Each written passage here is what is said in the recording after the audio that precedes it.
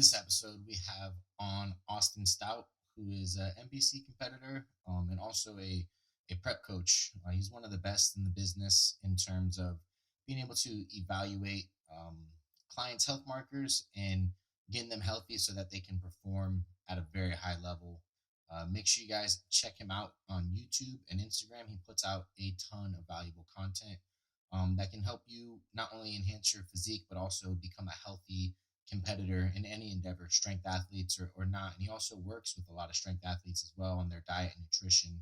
And he himself, if you watch his training videos, is an absolute monster when it comes to training.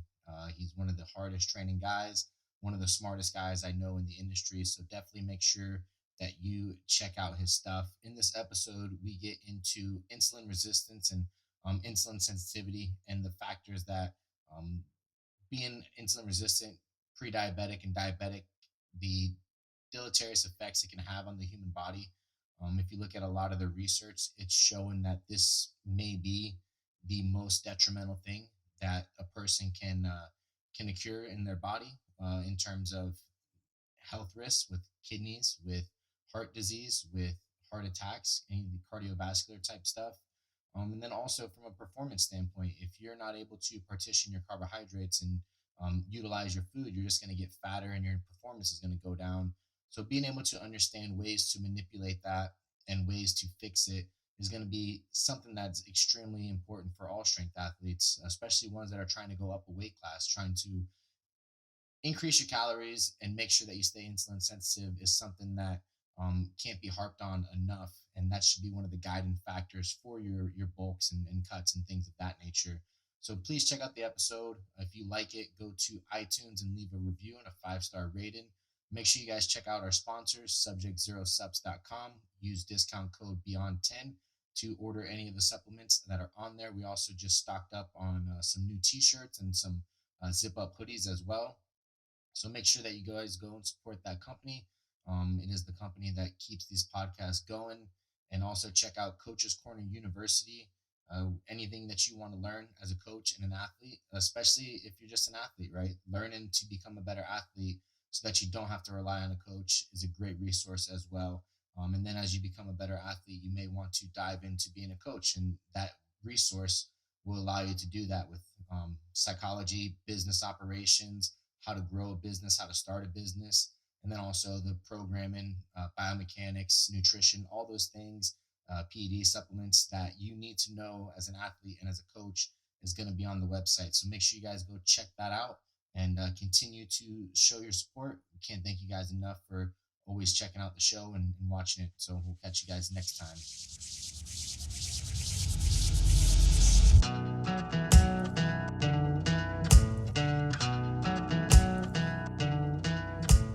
Welcome to Beyond the Platform. I'm your host, Tony Montgomery, and with us today we have returning guest, Austin Stout. He is a NBC competitor in bodybuilding and also a prep coach as well. Up in Ohio, works with a lot of people in his barn.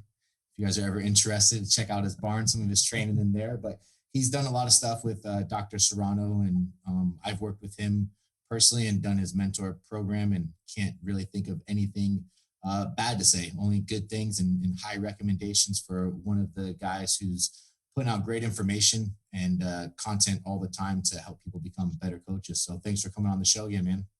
Yeah, thank you. Always a pleasure.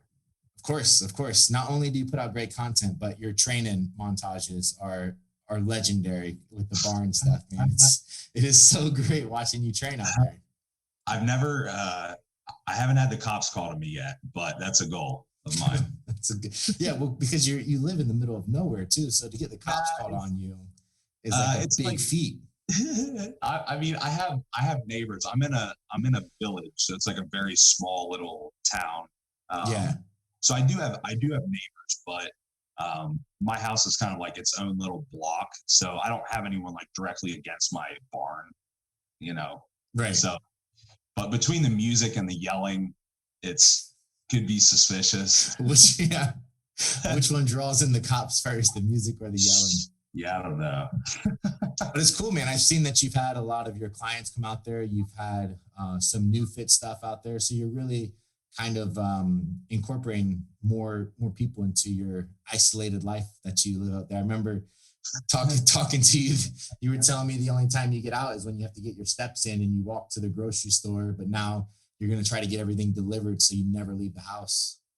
Yeah, I don't. I haven't. I've used Instacart for delivery for as long as I can remember now. It's been a couple years. So, you know, so like the whole COVID thing, I'm like, wow, I was bred for this. More than prepared for this type of environment, for sure.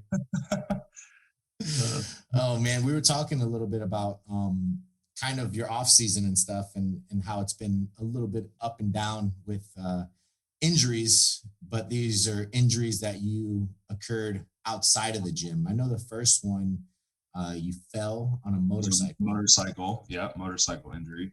and then you just told me you tore your hamstring outside of the gym as well.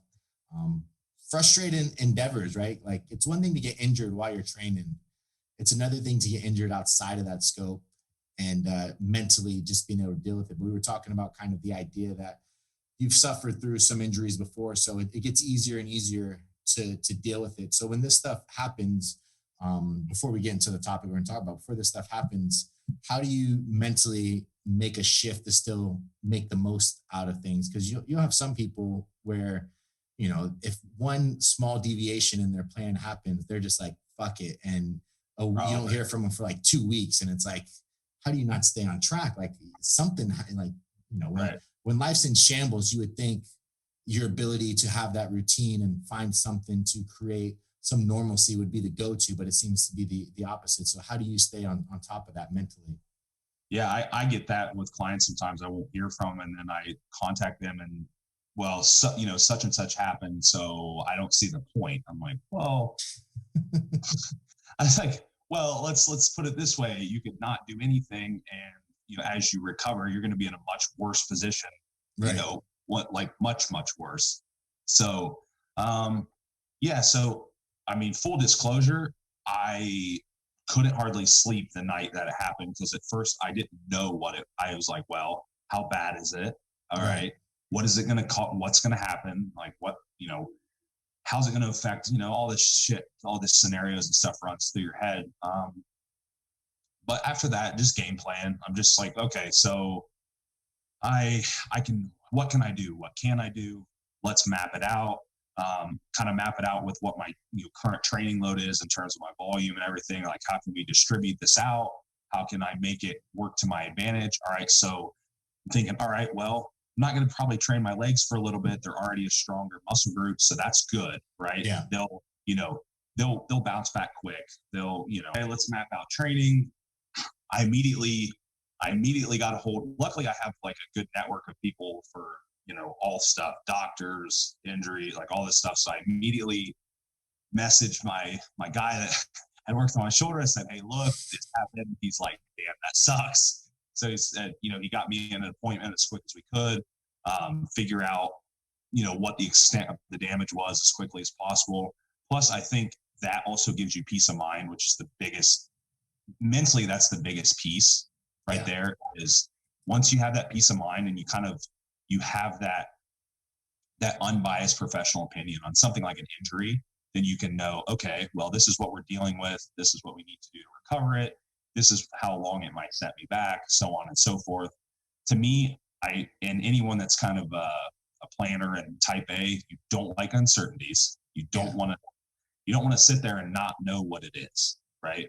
Um, so I think once I go in there and get that mapped out, I'll be okay. I generally distribute my training over 4 days a week anyhow, so I'm going to still stick to about the same total volume. I'll just shift away from leg training. I can still train calves. I found that didn't bother the hamstring injury at all. So I think I'll be okay. I think everything will be all right. The first 24 hours were a little rough. I was like, I bet. oh shit, here we go. And with tears and stuff, you don't, looking for like that swelling and the discoloration and stuff, it doesn't always show up immediately. So Right. I had to wait. And then I had a little bit of discoloration and stuff, but it wasn't like the whole back of my leg was like black. Right. Like, okay. And no indents or anything like that. So I was like, all right, no big indents, whole back of my leg's not black. I'm like, I can still move my hamstring. It's not like deep tendons not detached or anything. So Yeah. I'm like, all right, we're gonna survive. So Yeah, but that feeling of here we go again has to be one of the worst feelings, man. But I think the way that you reframe things is extremely important for people, right? Focusing on what you can control and getting a game plan put together so that you can still make progress in whatever, discernible way that is. I think that's the important thing, is to not kind of sit down and feel sorry for yourself. Maybe give yourself 24 hours to feel bad. But after that, you have to come up with a game plan to do something. yeah, you have to, and no, and I'll make progress somewhere in there. I mean, it doesn't have to be, it could be anything. Like I've had people that have gotten injured and they like, all right, so we're going to work on this, X, Y, and Z other issue that we need to get fixed in the meantime, and it's a win. Yeah. There's usually something, Well, right? yeah, we're so dysfunctional. There's always something to work on, Right. whether it be just like, even if you're completely battered, just something like a psychological win, or shifting to a different hobby, or something to ease the mind, to give you some type of purpose beyond just training and stuff. I think all that is extremely valuable. Yeah, for sure. So Agreed. yeah, so I wanted to have you on to cover a topic that I've been diving into, and really think that it's one of the predominant issues when it comes to just health and longevity, and then also just from a performance and physique enhancement perspective, can really hinder someone's ability to progress, right? And the topic is insulin resistance and how to overcome it, how to increase your insulin sensitivity. But before we get into that type of stuff, I want to kind of go over, like, what are some of the huge negative ramifications of insulin resistance? Why should people be concerned about it? I know that there's a lot of talk out there about insulin resistance is maybe the number one killer in terms of increasing your risk of morbidity, more so than cardiovascular disease. They actually contribute insulin resistance more to cardiovascular disease now than they think of LDL and HDL and things like that. So just kind of want to go over some of the negative ramifications of it, and how people become insulin resistant. Yeah, sure. So I think, in our community, we're really looking at insulin resistance more from just the physique enhancement standpoint. We want to partition the carbs into the muscle, and Right. that's but in all honesty, especially when we start dealing with like bigger bodybuilders, bigger powerlifters, like people that are eating a lot of food, people that are already skewing their lipid profile for metabolics, like things like that. We start to have high blood pressure, right? Right. So like we start to creep into this realm of metabolic syndrome, right? So like this cluster of issues together: your high blood pressure, insulin resistance, your dyslipidemia, so like your low HDL, high LDL, and all that. And you're correct in saying that. I would definitely say that the insulin resistance is definitely a bigger contributor to the risk of cardiovascular disease, and simply because like basically what's happening in these arterial walls is these sugars and this inflammation that it's driving are damaging the walls. So now these lipid particles can actually stick, right?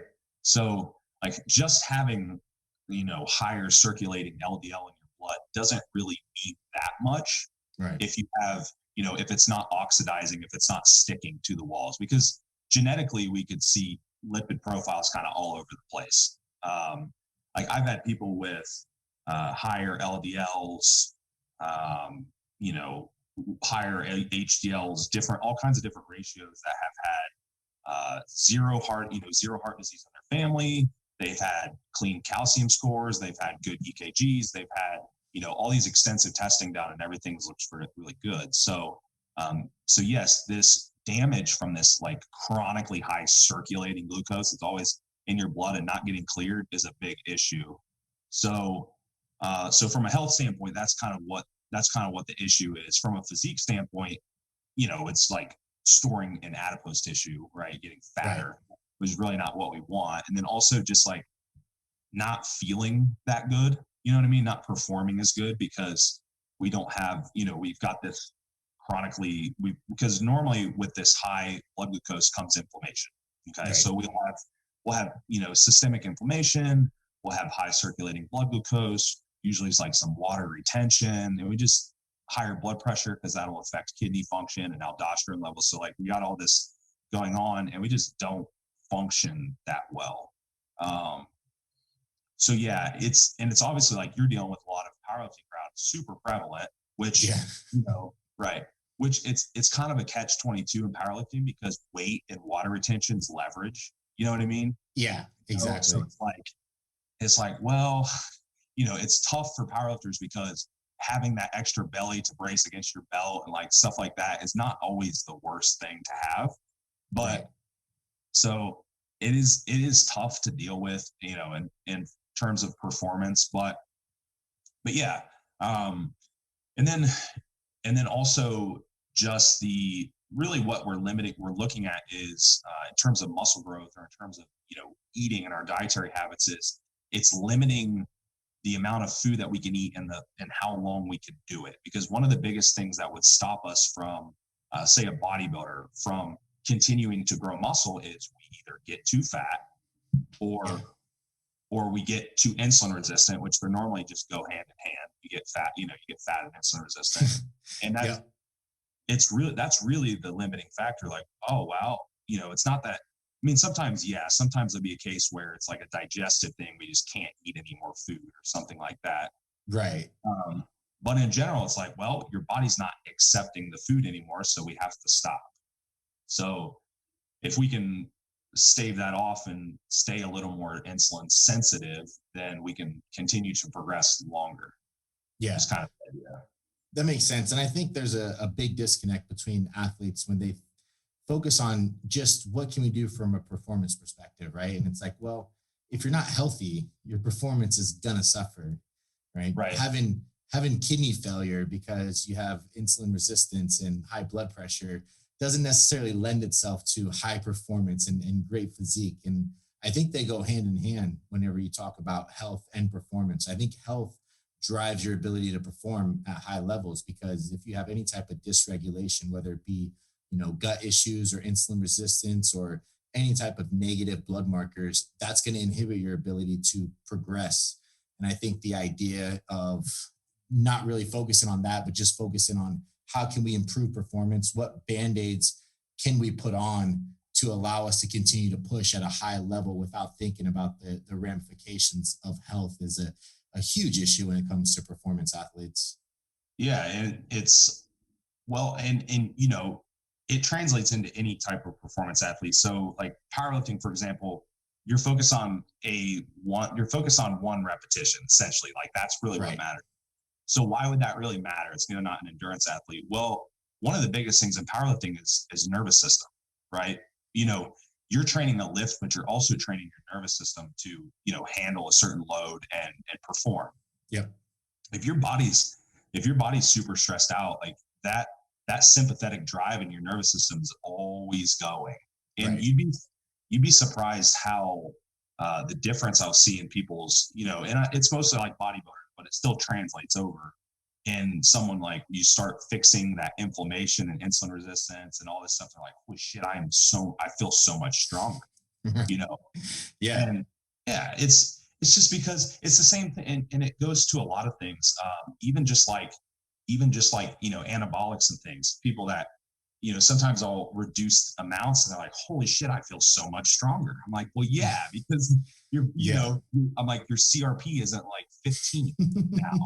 You Right. know, And then there's so many instances of people telling me about, always trying to increase their orals or increase their androgens as they get closer to a meet, and then they lose their appetite and they wonder why they're not getting stronger. So instead of thinking, well, food is the reason I'm not getting stronger because my appetite's gone, they're like, I just got to take more drugs. And then it just is continued, and they look yellow and jaundice on the platform, and they lift like shit because the drugs created such a toxic environment that they weren't able to eat any of the food. It's like no one values food and sleep anymore. It's all it's all about drugs and stimulants and things like that. It's crazy to think that that's the thought process, but I mean, it also makes sense, right? Like that is the thought process, and that's why high performing athletes are high performing athletes, because it's that all or none principle, right? Yeah, it's always a fine balance. I think the more that I do this, the more I learn that um, your total stress load is really the determining factor for everything. Yeah. Everything. Yeah.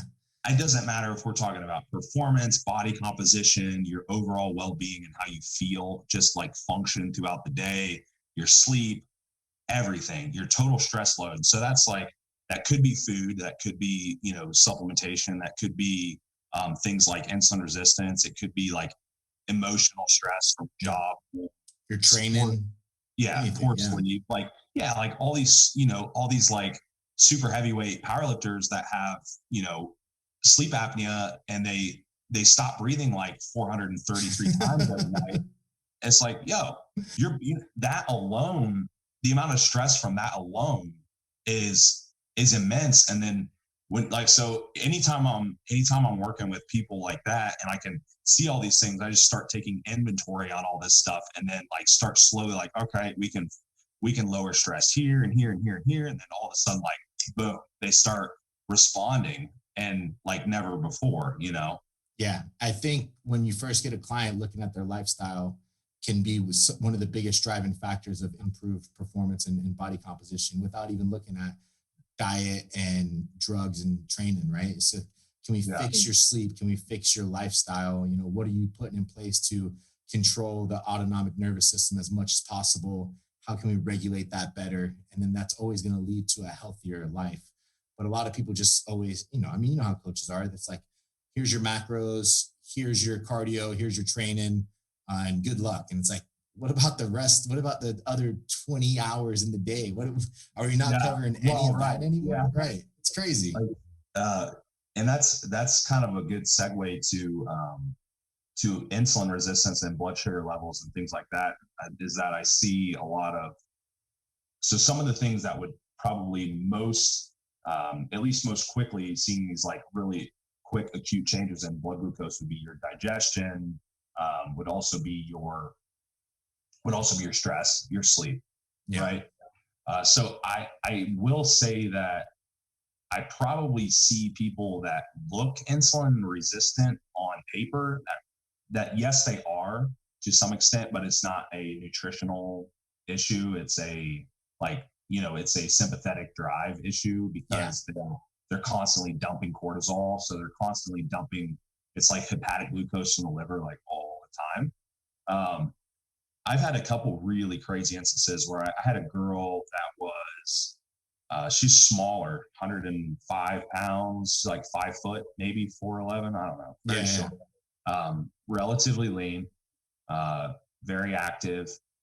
When we had started, her blood glucose was 160 fasting.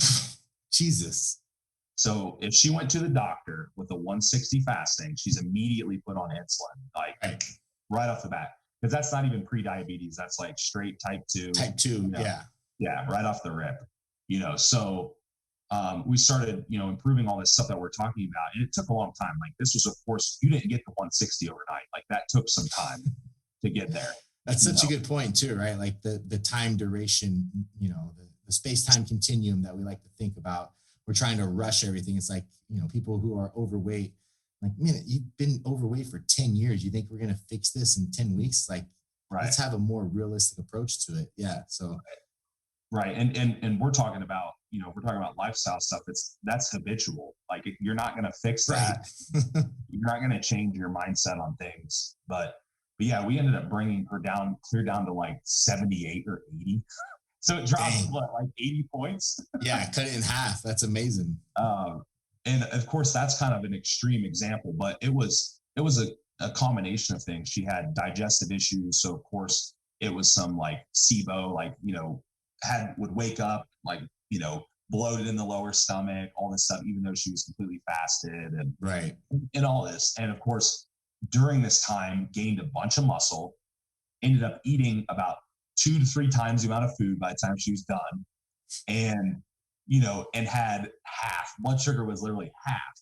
So my point on that is that I do feel like we probably see this even as coaches. We see a lot of people that have higher higher blood sugar kind of artificially, not from a nutritional, not from a nutritional issue, but from a like lifestyle, stress issue. So, Even hormones, right? Like hormone oh, yeah, imbalances, birth control, and things like that can have a huge effect on insulin resistance and things of that nature. yeah. So like I'm outside of the obvious cases, like a Gen Pop client that's coming to me that's really overweight, that's like, yeah, you're insulin resistant because you're, morbidly obese. Right, right. Right. I mean, outside of that, like I get all these, why do we see all these people that are not in that, maybe they're not like lean, but they're not in very bad shape. They've got, separation on their muscles and stuff. It's like, why you have no business being insulin resistant? Why are Right. you? So it's almost always driven by all these other factors. Yeah. Um, but but yeah, of course we can create it too. I mean, especially in cases like, powerlifters trying to gain weight, bodybuilders trying to put on size, male or female, doesn't matter. Right. You can't, like, realistically, you can't stay in a caloric surplus forever. You will become insulin resistant eventually. Right. Like, There's no ifs, ands, or buts about it. Even if you try to stay as lean as possible, right, if you're in a surplus for a prolonged period of time, it's not a healthy endeavor. And just beyond insulin resistance, just from a longevity perspective, right? Being in a surplus is probably yeah. going to kill you eventually, right? Oh yeah, it's going to contribute to like basically like every anabolic process is also going to contribute to disease process and all these Right. other, all these other things that are going on. So yeah, um, so that's why I joked with someone the other day that he had really terrible, he was a bodybuilder, really terrible off season, like sloppy fat, high blood pressure, the whole nine. Never checked his blood glucose. I'm sure it was terrible. Um, ran all kinds of growth hormone, but never used insulin. Like all the, so it's like, I said, really, the only thing that kept you from dying is you competed every year, and you Yeah. went, and you got, you starved, like you literally starved for like 16 weeks because you were so fat, and Yeah. that. So basically, you had 4 months to reset your dumbass every year. And, Right. you know, That's hilarious. Yeah. it's Yeah. like I think crazy. beyond, right, because the idea of like what causes insulin resistance is going to be, unhealthy lifestyle, not being able to manage your stress, poor sleep, but also increase like just being overweight, being overly fat, and then also being in a calorie surplus, right? Those are all the things that can contribute to insulin resistance, even if the surplus is protein, fats, and limited carbs, you can still become an insulin Eventually, resistant, right? yeah, eventually, yeah, and People it's always demonize carbohydrates as the cause of insulin resistance. And I mean, there is some truth to that, right? Like carbohydrates spike insulin, but just being in a surplus will always have your insulin spiked as well and could create insulin resistance. yeah, it's so we could talk about like a couple of like mechanistic things that actually are that happen, just Yeah, so people definitely. kind of know, because I think there's a couple different kinds of insulin. Like insulin resistance is kind of like a term that everyone throws out for high blood sugar, okay? Right. Because they don't, but there's a few ways that it can occur, or a few things that we can potentially see. So we could have an issue with beta cell function in the pancreas, like we have too much glucose in the blood, the pancreas can't keep up. Okay, so that's one reason we might see high blood sugar. And then the second would be potentially we're insulin resistant at the cellular level, like we're not uptaking things because Yeah. it's being bombarded too much, we can't uptake it. And then we're also seeing this higher blood glucose from glycogen stores being full. There's just nowhere for it to go, Right. right? So it's going to be partition. Like we have to partition stuff somewhere. It's the problem is that so our glycogen stores are full. Our muscle glycogen, liver glycogen. We have intramuscular triglycerides we can shuttle stuff into. We also have adipose tissue. So these things are filling up, and then eventually it's just going to eventually all shuttle into adipose because you can indefinitely grow that. Right. Not only can you grow it, but some research shows that you can multiply it as well. Right. So like and if all else fails, you're eventually just going to keep gaining fat, and not muscle. And and then at the same time, you've got all this in your blood that your pancreas can't keep up with, so you just kind of have that 1-2 punch of just a really bad situation, and it accumulates quick. Like you can see it, especially if you look at like a physique photo. I see a client that gains 10 pounds, looks pretty good. They gain pretty minimal body fat. The next 10 pounds they gain, I'm like, wow, it looks like about 9 of that was body fat, Right. and at that point, we pretty much know, all right, they're spilling over into fat heavily, and we need to reevaluate, we need to change something. So like, what can we do? Everyone always wants to know what you can do. Well, Right. the best thing you can do is not be in a surplus. I mean, that's always going to be the main way to fix insulin resistance. But like, I think less severe, if we're just seeing it starting to creep in, we can do little things here and there to kind of prolong ourselves a little more. Like using fasting can work in there. Mhm. Using some fasting periods can work. Before you move on to the next thing, when you say using fasting periods, are you using that to create a calorie deficit, or just fasting in and of itself, even if you keep the calorie surplus intact, fasting in and of itself will help with insulin resistance? So it depends on, yeah, I mean, realistically, you're creating a deficit because you're eating less than you normally eat in a day. But Okay. most people are kind of looking at their deficit as like a week span. Mhm. So, yeah, you could just, if you just ate a bunch more on your other days and fasted, it probably wouldn't make much difference. You know what I Right. mean? So you're literally fixing it by not introducing food to your, Gotcha. you're not making your pancreas do anything. You have nothing to store. You're going to burn through, stored substrates to some extent. Yeah. Or at the very least, you could potentially like burn off what's floating in your blood. You Makes know, sense. Yeah. so I mean, and it's not like wouldn't be anything crazy. It could be something like, I have a off-season bodybuilder or even a powerlifter that we're trying to move up, in weight and muscle. We do like a fast every like once a week. We'll do like a 24-hour fast, and good reset. It's also good on their GI tract. Yeah. Um, Now, as long as we're keeping the other 6 days in like a relative surplus compared to what their expenditure is, I mean, you're still going to gain muscle. It's just going to be Right. a little bit slower. Now, is that something I'm going to do the whole off season? No, probably not. It's more of like, all right, let's see if we can squeeze out another, 4 to 6 weeks out of this. Right. You know, So that's at more the tail end of an off season. Yeah. yeah, of course, you could incorporate, like if you incorporated a fasting right from the beginning, you could do that. And just like as a part of your total, you had 6 days regular, 1 day fasting, and you did it right from the beginning of your off season, and you just kept increasing your other days. Would that prolong any type of not getting insulin resistant? I mean, it's probably splitting hairs Right. just because your total relative surplus would still kind of be the same, you know. Um, so fasting is a band-aid for sure for insulin resistance. It's total band-aid. If you're still eating a bunch on the other days, it's just a band-aid. Yeah. So yeah, so that's a tool that you could use. You can the other really controversial one would be like, well, which macronutrients make you more insulin resistant? Like, is it fat or is it carbs? Or we pretty much know that protein conversion to anything other than amino acids is pretty metabolically expensive. Your body doesn't really like to Right. do it.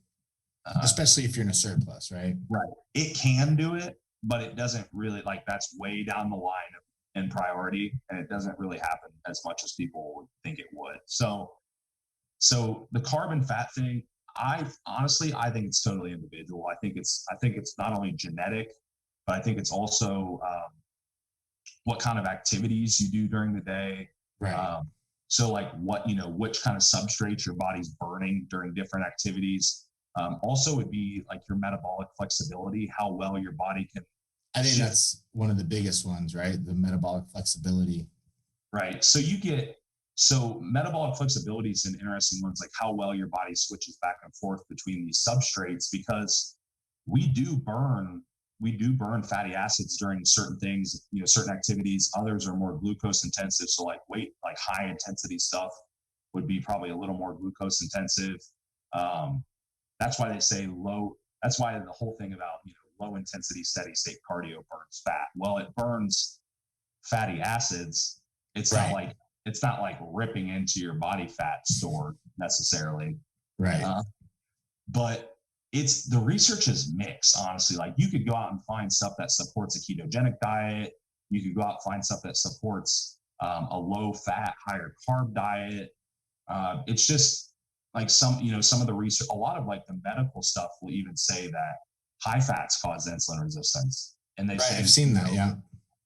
because the high circulating fatty acids will shut off some of this signaling that allows the transport to happen of glucose. And it's like, well, I've also seen people eat less carbs and more fat and get better. So it's like, I do think a lot of it is genetic and how your gene transcription and like how your body metabolizes this thing and how you prefer, Right. and what makes you feel better, Yeah. really. Like, That definitely makes sense, right? The idea of feeling better. And I mean, the idea of like carb cycling throughout your off season is something that gets perpetuated a lot because the fact where your training days, you can have higher carbs and then your non-training days, have lowering those carbs could be something that potentially could help with insulin resistance, right? If those off days are a calorie deficit, you can do that by fasting, or you can do that by just reducing your carbohydrates because they're not needed because your energy expenditure is not as high, and then loading up carbohydrates on your training days is another way from a nutritional standpoint to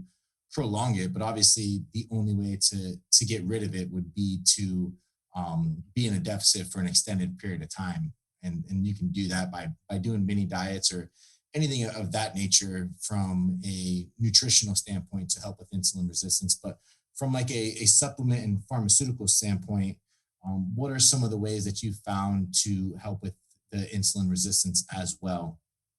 okay, yeah.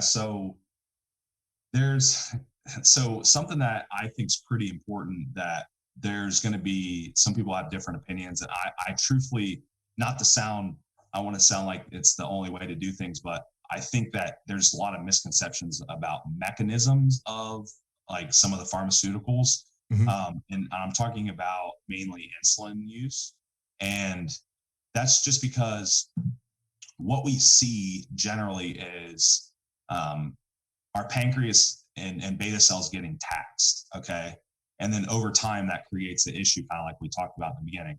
So I also talked about at the cellular level, them being resistant. Now, one thing that could potentially help is using insulin, and that will basically just rest the pancreas and not tax it as much. And so how do I know that this is usually pretty true is that I can take two people, one uses insulin during this, a phase. It could be the same person even, right? Because two different people is not a good comparison, but we could use the same person and they've used insulin during one growth phase and not during the other. And then afterwards, they regain a normal blood glucose levels way quicker when they Yeah. use insulin during the phase than when they didn't. And why is that happening?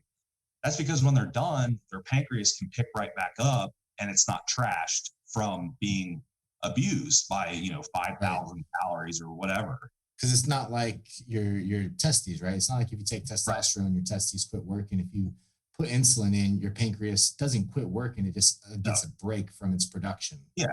It just adjusts. I mean, it's kind of like a compensatory thing where let's say like you ate a meal and it required the equivalent of 10 units of insulin from your pancreas. Well, if you took 5 units, your pancreas is still going to pump out the other five.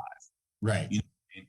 So like this idea that insulin use causes diabetes is absolutely, I've never understood that, because why would they give diabetics a drug that causes diabetes, for one? And Right.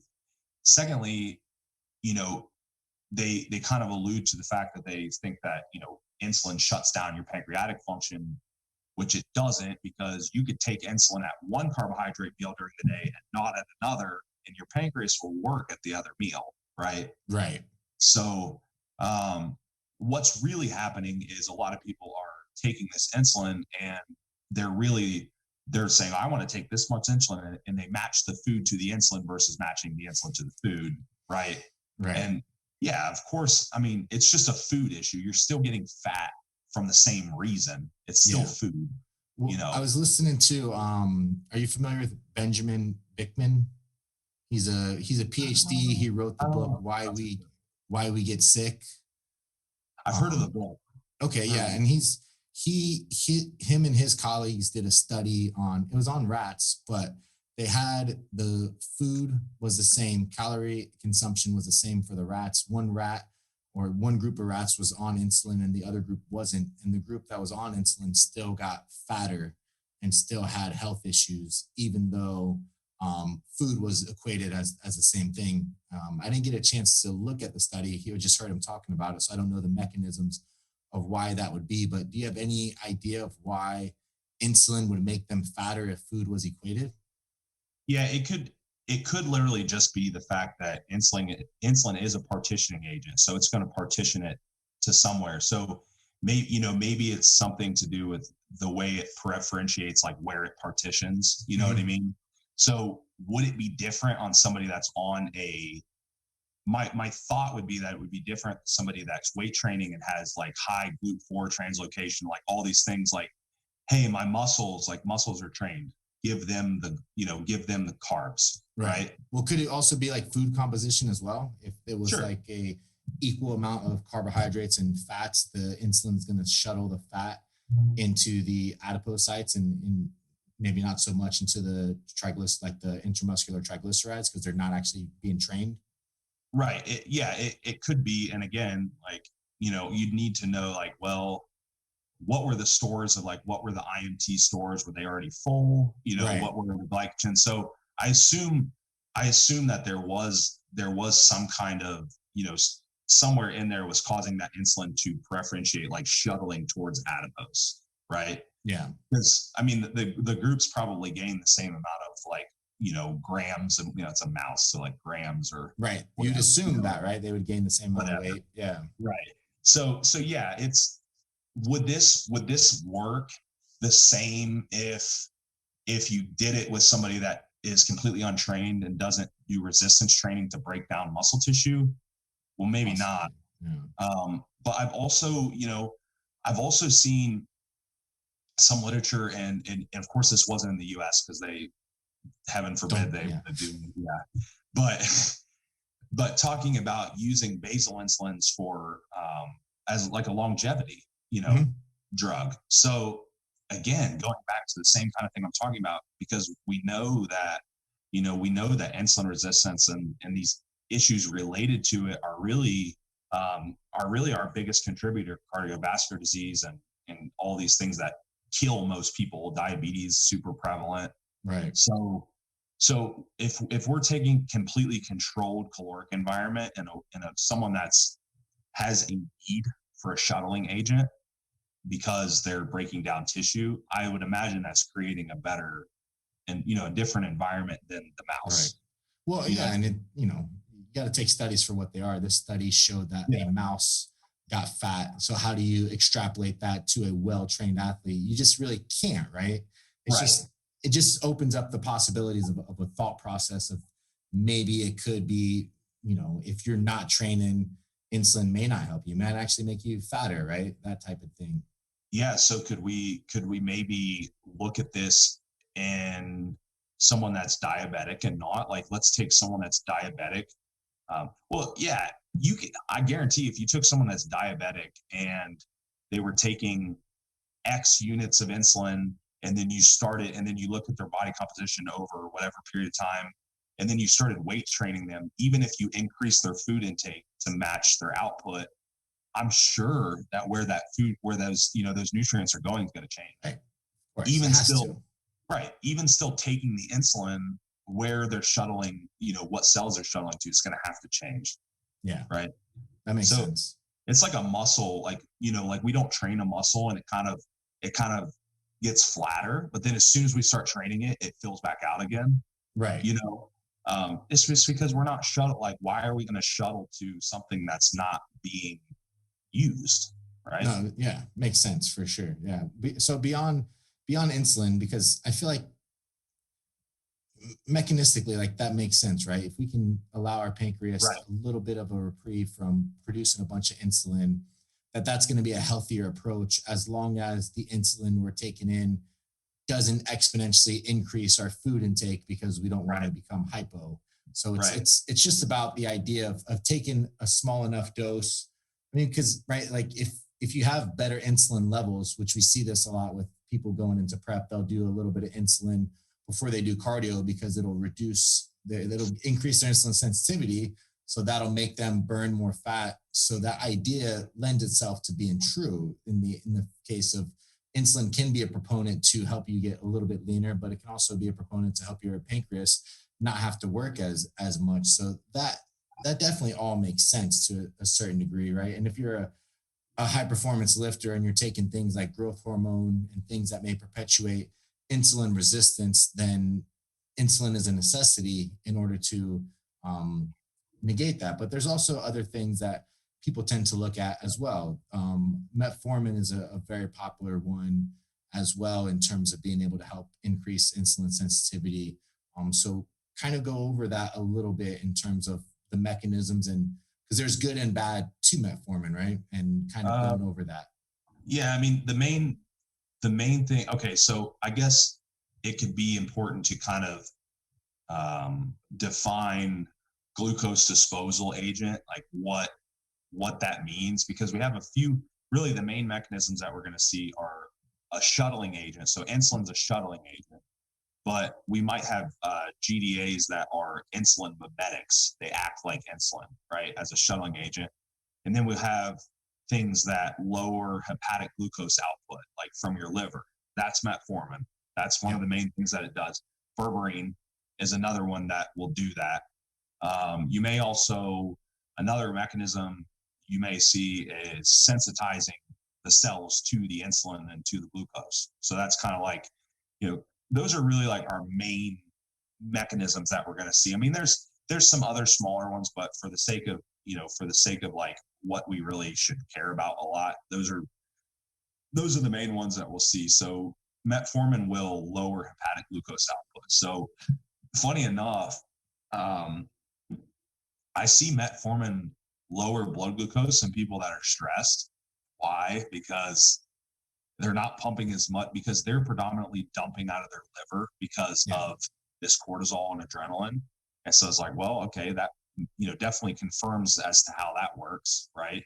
Um, so it will still work, and it does have some other like secondary mechanisms, like in terms of the cell sensitivity. So it's a good drug, a good pharmaceutical. It's normally like the first line of defense for a lot of people that are in that like pre-diabetic phase. Yeah. You'll see it prescribed.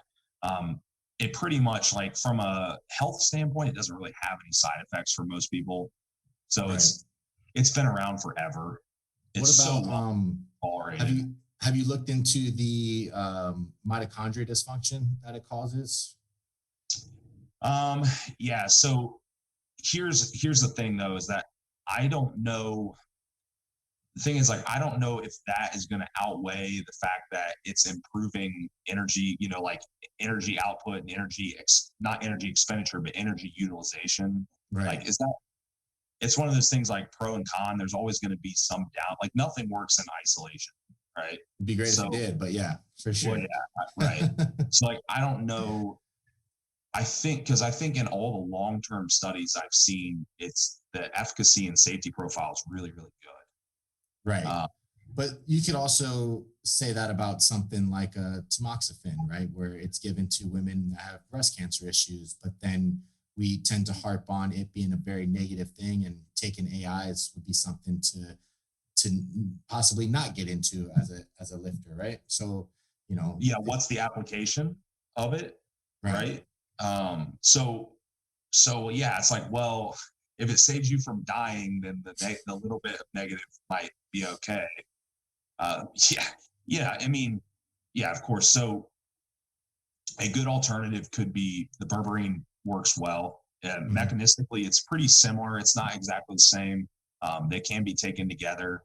Berberine, they both seem to have kind of similar effects in terms of like gastrointestinal because they'll kind of impact your gut flora a little bit. Right, Uh, which could be one of the main mechanisms to help with insulin sensitivity, yep, right? Yeah. yep. So actually, funny enough, that a lot of people will take it and they get like this kind of like stomach upset, but Hmm. it's actually more of a good thing. The way that it's changing your flora is normally more positive than negative. So I think a lot of Right. people are like, oh, you know, it's messing up my stomach. It must be bad. Well, for most people adjust to that. Most people won't have any issue. Right. Once Um, the floor is in there and it's good, yeah, you're usually over that. But it's like it just kind of goes to show you it's the idea of like if you're detoxing, right, you're gonna go through a phase where that detox feels like shit, but right, then you're gonna feel better. Same thing with the gut flora, right? Like you're gonna feel like shit for a little bit because you're trying to get rid of all the bad stuff and replace right. it with the good stuff. So it's a fight that's going on in your stomach and it's not gonna feel that great. Yeah, and man, we're talking. See, that's like a whole different rabbit hole you could go down in terms of how your gut flora and even just like the lining of your GI tract affects glucose absorption Yeah. and like all like it's Oh, it like affects so many things, right? Yeah. because I've actually shameless. I'm gonna shameless plug. I'm doing a class on GI this Friday, and man, it is like we don't even know 10% of what there is to know about microbiome for one. Much like the brain, right? Like we don't know It, much about the brain. Gut is the same thing. like we know the concepts, like we know the concepts of what these things do and how we can potentially fix them, but like from a in a microscopic standpoint, like there's so much interplay going on that you can't possibly isolate one thing. Like we can't take a probiotic and just expect Right. everything to be okay. It doesn't work like that. So, but yeah, that's an interesting topic. So yeah, but that goes right along with the digestive piece that I said earlier in Hmm. terms of um, you don't really need to worry. Like your body's really good at balancing the flora in your gut. The absolute best thing you could do is fix the root of whatever's causing a GI issue, whether it's food or stress, or you have acid reflux or whatever. You can address those things, and your gut will balance itself out for Yeah. the most part. But Yeah. But it sounds like something like a metformin that targets the liver and also targets the gut flora is something that would be highly desirable, right? Because having yeah, your liver operate on a better level and then having your gut operate on a better level is like the two things we tend to look at as a lifestyle fix anyways to begin with, right? So yeah, um because we're going clear down to a hormonal level, like hormone metabolism, all the things that happen between the gut and the liver and all that right. stuff. So yeah, you're getting a lot of indirect benefit there. It's not just the pancreas. I mean, there's so many things we could fix before we even look at the pancreas. Right. Yeah, Yeah, no, I agree. And um, the idea too, like metformin as a longevity substrate is something that bodybuilders and powerlifters should look into, right? Because the things that we do to improve our strength, improve our size is very deleterious to our health. But if we can add something in like a metformin that has, because people are afraid of the AMPK signaling, but it's like, yeah, like, is that really a bad thing? Like, we're always so focused on mTOR, mTOR, mTOR. It's like maybe a little AMPK would have some benefits, right? Like, you know, yeah, the anti-cancer stuff, the anti, IGF-1. It's like we're so profuse about trying to get those things up, right? We're trying to get mTOR up, we're trying to get IGF-1 up. It's like, well, maybe there should be some time and focus on trying to do the opposite of that too, yeah, to yeah, create a life beyond the sport that we're so consumed with. And I still think that progress can most certainly be made, right? And people think that it's going to hinder progress. Like, well, you know, if we can fix all these other issues, progress would actually exponentially increase, I would assume. yeah. So it's kind of goes back to that concept of Well, yeah, you're looking, we're talking about these pathways that are anabolic versus, more catabolic. And it's like, well, yes, but these anabolic pathways are also driving all these other systemic stress issues that are going to accumulate. And then eventually you're going to make less progress. So we have to toe that, line. So yeah, we have to have phases where we are shifting away from the healthier uh, processes and into the more anabolic processes, but we can't just do that permanently, or our return on investment will go down. Right. It's kind of like You know, regulating parasympathetic and sympathetic, right? HRV. It's like HRV for every system in the body should be looked at the same. Yeah, I mean, we could do cocaine pre-workout, and it's going to work really good for a while, right? Right. Yeah. Yeah, I mean, it's going to work great. So, but eventually, where our nervous system is going to be smoked and our lifts are going to suck. Yeah. So yeah, it's just like that was pre-meat rituals in the 80s and 90s for a lot of powerlifters, man. It's probably like Coke and then maybe some Valium or Percocet or something later to come back down. Coke and Halo, and then Valium and Percocet afterwards. Damn, you're giving away all the secrets, man. Yeah, no, I've heard some stories. So let's see. Yeah, I mean, there's some other like more. My suggestion, if people are interested in glucose disposal agents, is look at multi-ingredient products. Yeah, that way it's hitting a bunch of different mechanisms. Right. Yeah, I would always. That's something where I would look at multi-ingredient products. Of course, people that have clinical dosing. I mean, there's other ingredients. I mean, there's so many. Like, I'm not going to say that if a product doesn't have every single one of them that it's a bad product, because there are ingredients that kind of overlap and do the same thing. Well, yeah, if you have every ingredient in there, you're gonna be taking 12 fucking pills at a time, and it's gonna be expensive as shit. Right. Yeah. So yeah, I mean, things like your bitter melon and cinnamon and RALA, and there's a whole bunch of them. And you can, so again, the main thing is that we want to hit multiple mechanisms, and that way we're covering cell sensitivity, and you have that insulin mimetic, so that will assist your insulin as a shuttling agent. You also have lowering hepatic glucose output, right? But don't just look at that stuff. Make sure you're looking at your digestion and your stress, and all of those other things that go along with it. Inflammation. I mean, yeah. I mean, when it comes to something that is as negative as insulin resistance could be, right? You want to look at it from a very holistic approach of lifestyle down to supplementation, down to training. I mean, you have to look at all the variables when it's something that has such a huge impact on your entire body. It's not just a one size, or just pick one thing to focus on, and that's it, right? But I think the key takeaway would be, if you're if you're in the off season trying to push weight up and trying to grow in a way that is actually going to be optimal, these type of things could be implemented from the very beginning or towards the end, right? Along with diet adjustments.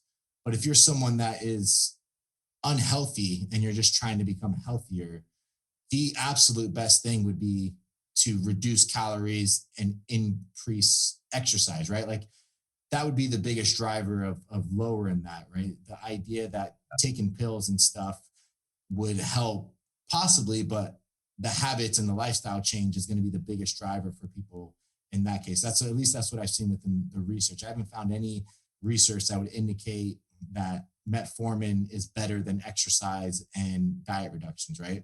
No, I mean, you could take, pretty much anyone that has like that metabolic syndrome type of issue going on. Because here's the thing, you're rarely going to see a diabetic that has a perfect lipid profile and no inflammation, and like, it's not going to happen. Right. Trust me, it won't happen. A type 1 versus a type 2 is going to be a little bit different, but in general, your type 2s, which is what we're seeing mostly, the self-induced diabetics, right? Yeah. The chances of them not having any of those other issues, at least to like a small extent, is pretty much impossible. So yeah, if you reduce body fat and increase output, as long as you're not increasing output too much and stressing your body out, then yeah, I mean, all those things are going to go down. What's the easiest way to improve blood work? Is those things, Right. Lose weight and exercise. Yeah. Man, I had a guy that had, like textbook metabolic syndrome. He's type 2 diabetic, had high blood pressure, had all this family history of this stuff too. His, LDL was through the roof. His triglycerides really high. His fasting insulin levels were really high, which that's one that I didn't talk about. But anyhow, everything was literally like 25% of what it was when we got done. I didn't add any supplements at all. He's like, you don't think we should take such and such? I'm like, for what? I mean, we don't, just save your money. Like, we don't need it, Yeah. Yeah. It's always going to be a bigger driver. And I that was one of the biggest things I wanted to get across, right? Like, if you're someone who is just general population, work as a coach, working with general pop and working on people getting healthier, the supplements aren't going to drive the process as much as getting them to adhere to an exercise and a diet program, and finding the things that they adhere to the most and that they enjoy should be your biggest driver. You shouldn't try to convince them that supplements are going to be the right route to go. But if you're a high performance athlete that you're checking all the boxes on everything else, those supplements may give you an extra 5 to 10 weeks throughout a year of an off season. That's big. Right. It's huge. So those are the considerations that you want to think about, depending on who you're working with, right? Context is everything when it comes to these type of conversations. So just making sure that who you're working with is going to be the driving factor of what you recommend. Yeah. I think too, like, the last thing we should maybe mention is, like, what does insulin resistance look like? I never even said that way. People. Oh yeah. That is a good point. You touched on it a little bit. Yeah. Yeah. There's a, so like, what the heck are you even looking for? Just so you know, first, we can check. So blood glucose is probably the most common one that people check. So a couple ways we can do fasting blood glucose. Fasting gets tricky because, well, for one, we wake up a little dehydrated. So that will drive glucose a little high. Two, depending on when you're checking it in proximity to waking up, your cortisol is rising. So, like, you can catch a time in there where it's going to be a little higher than another time. Right. So I generally tell people, if they're doing it fasting, to wake up. You don't have to check it right away. Wake up, get fluid in you, get at least like 16, 24. If you can get, at least 24 ounces or more in you, that's awesome. Let that start to hit your blood, and then check your blood glucose within, 45 minutes or so. Let that cortisol start to come back down. And then we'll get in. That's a more realistic of, like, fasted glucose. Now, if I suspect that they're stressed, I might intentionally have them check it earlier so I can catch a high blood glucose. I'll be like, well, I think your body's pretty stressed out. Yeah, your morning glucose is 115. And what's interesting there is they may have a 115 in the morning, but they may have an 88 after their meals. I've seen that a lot too. Yeah. So basically, the difference we're seeing post meal or postprandial would be, that's more of a result of pancreatic function, like how much, how well is your pancreas controlling the food that you're eating? How well is it clearing it? So for that, I would say size of meal matters. Some of the general, like, medical recommendations will say like 2 hours or so.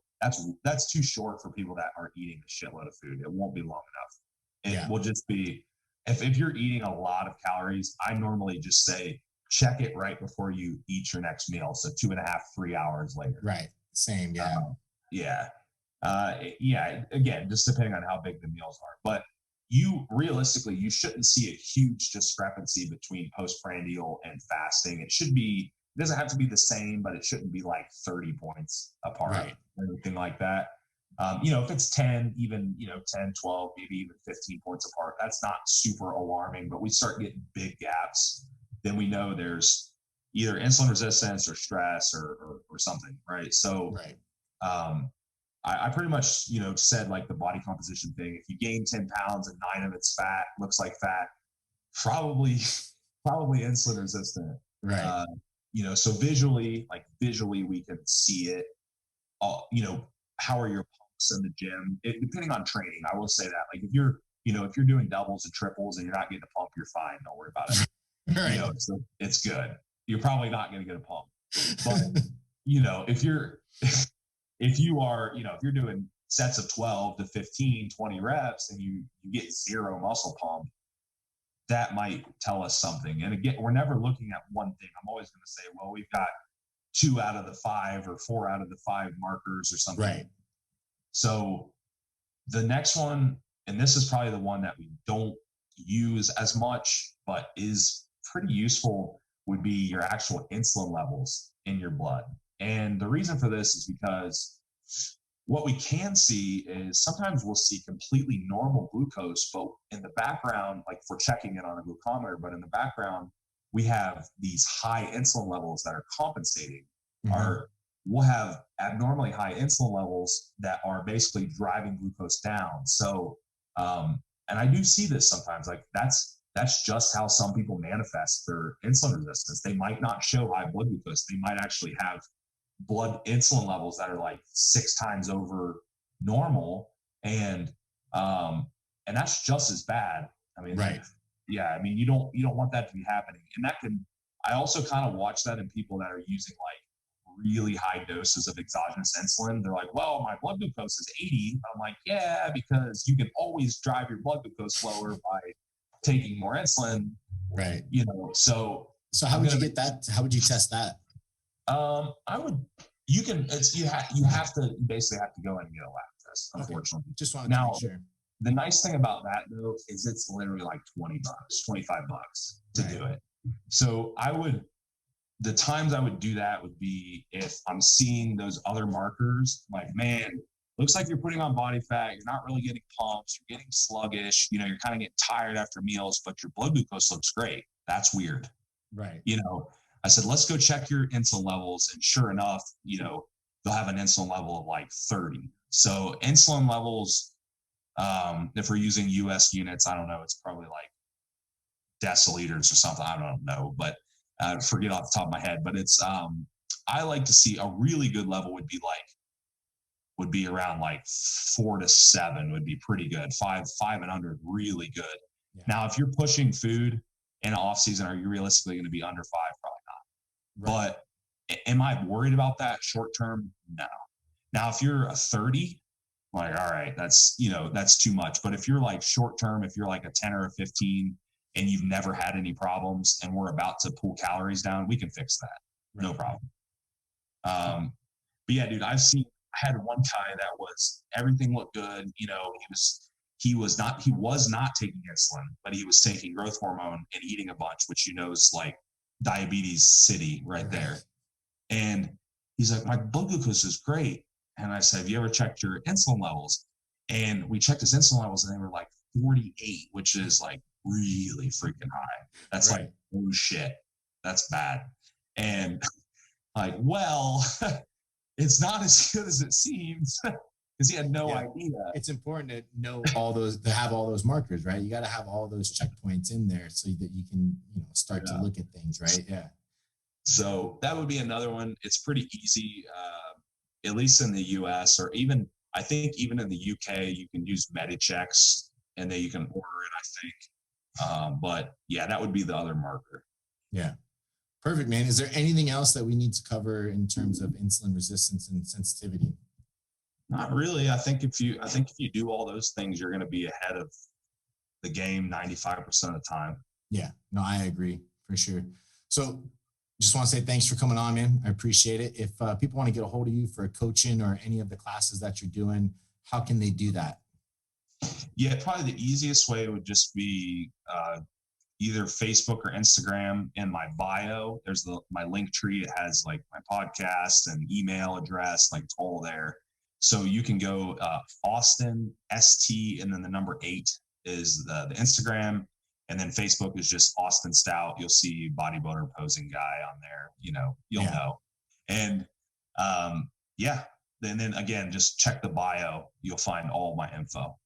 Yeah, guys, make sure you check out his podcast and his YouTube channel. He does a lot of Q&A, and he also does some whiteboard stuff on his YouTube, which is very, very insightful. And his podcast is great. It's with Joe Jeffrey, Optimal Physique Development. Perfect. And then you still do the one with Marty? No, we haven't done it in a while. We just weren't able to schedule very well. Yeah. So it was a scheduling thing, but there are like 100 episodes on there. Right. Yeah. So that's a good one too. What was that one called again? Mind Body Broadcast. Yeah, Mind Body Broadcast. So definitely check those out, guys. Especially the one with him and Joe Jeffrey. It has a lot of really good information if you're a coach or athlete looking to look on the side of performance enhancement, as well as just a lot of practical application from coaches that have been doing it for a long time. Appreciate you coming on the show, man. Hopefully your injuries are behind you and then you start to feel better and you can start pushing this off season again. And that way we can see some barnyard training at its finest. Should be good. I'll be ready for Masters Nationals in about 5 years. Yes, sir. That's awesome, man. Well, I hope we can catch up soon again, and definitely appreciate your time. Thank you.